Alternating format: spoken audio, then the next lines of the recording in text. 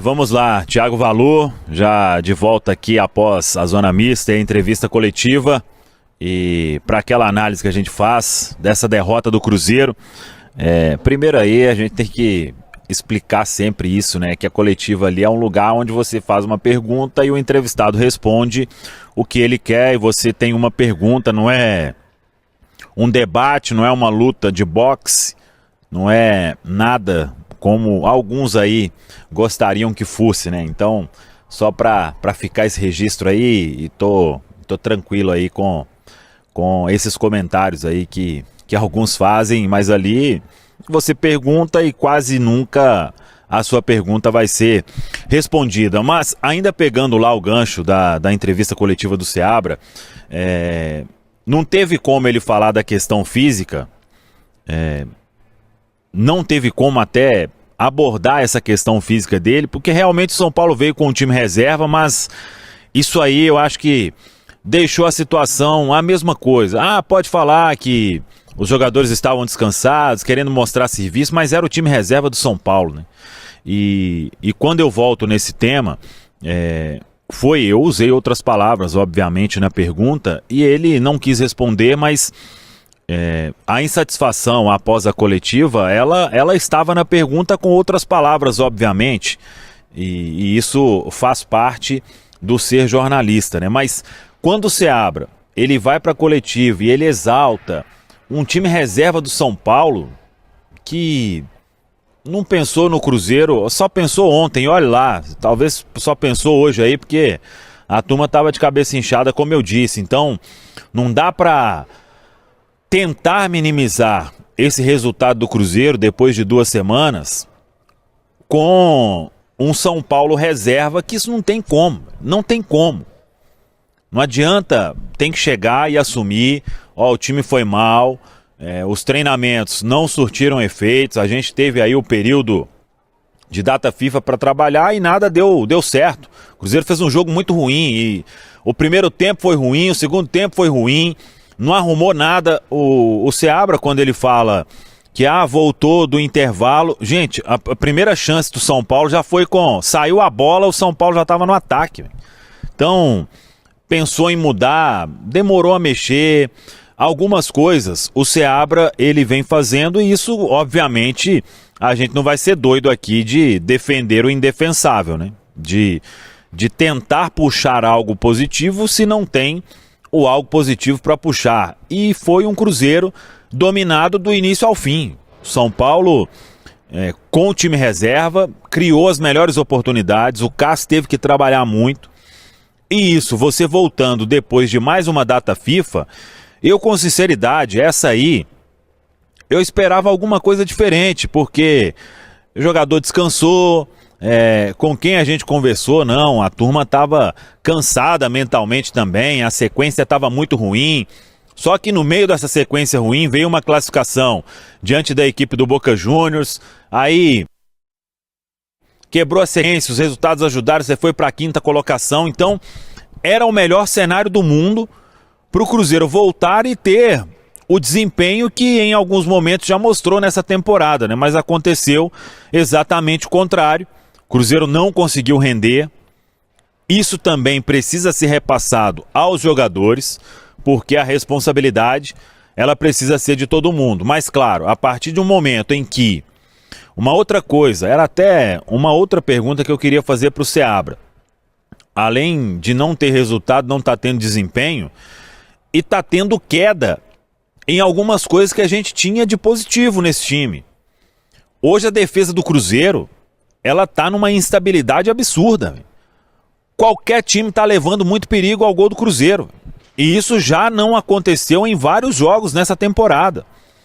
Muito do que o Cruzeiro conseguiu fazer aqui no Mineirão, de ter uma baita campanha como mandante, foi porque a defesa foi muito estável e agora ela está instável.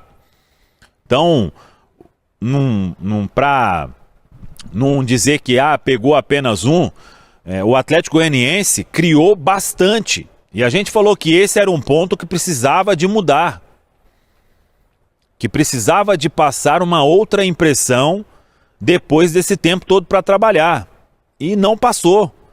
Não passou. O ataque reserva do São Paulo deu uma canseira para a zaga do Cruzeiro e exigiu muito do Cássio. Até em um determinado momento não teve jeito, naquele chutaço do William e o gol do São Paulo, que venceu com uma facilidade, volto a repetir, e isso é mais do que um sinal de alerta, porque temos ainda mais 2 datas FIFAs.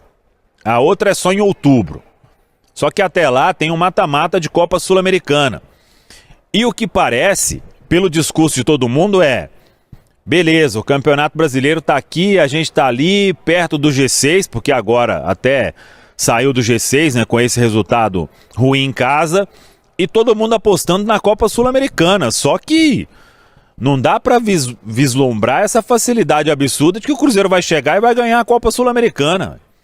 Então, se não ganhar a Copa Sul-Americana e ficar fora de uma Copa Libertadores no Campeonato Brasileiro, aí a temporada, por mais que você não brigue na parte de baixo para não cair para a Série B, por tudo que aconteceu, a temporada vai ser péssima. O Cruzeiro, com os investimentos que fez, com a condição que vem sendo dada, não estar na Copa Libertadores será, na minha opinião, um vexame. E são 2 caminhos para isso. Agora, apostar todas as fichas em uma competição de mata-mata em que a final é só mata, e é o que está aparecendo o discurso, o Marlon falou sobre isso na entrevista, não que estamos focados na Copa Sul-Americana, mas estamos aí bem na parte de cima da tabela, até o momento sim, é verdade, e temos 5 jogos para tentar chegar num título de Copa Sul-Americana. Um título seria maravilhoso, mas o Cruzeiro, com essa instabilidade vivida hoje, não dá pra gente cravar. Contra o Libertad, eu acho que o Cruzeiro é favorito. Agora, numa semifinal aí, primeiro tem que passar, né? Favoritismo você comprova dentro de campo. Agora, chegando numa semifinal, pode ter um Lanús aí que vai ser um grande adversário, e na final vem casca grossa lá do outro lado da chave. Então, o Cruzeiro, ele precisa se reencontrar em aspectos que até pouco tempo a gente elogiava. E isso vem acabando de um jogo para o outro. Vem acabando de um jogo para o outro.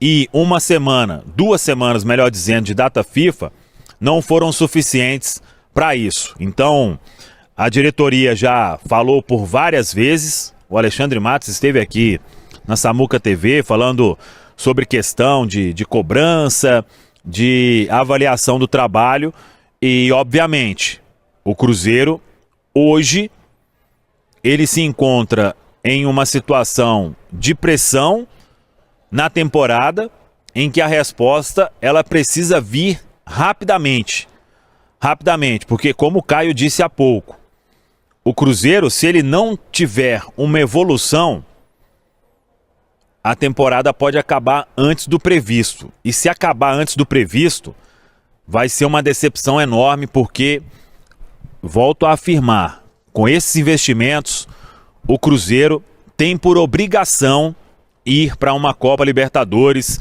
em 2025. E o Fernando Seabra, para a gente fechar, a gente que já brincou por diversas vezes aqui, né? Não dá para brigar com o que todo mundo está vendo.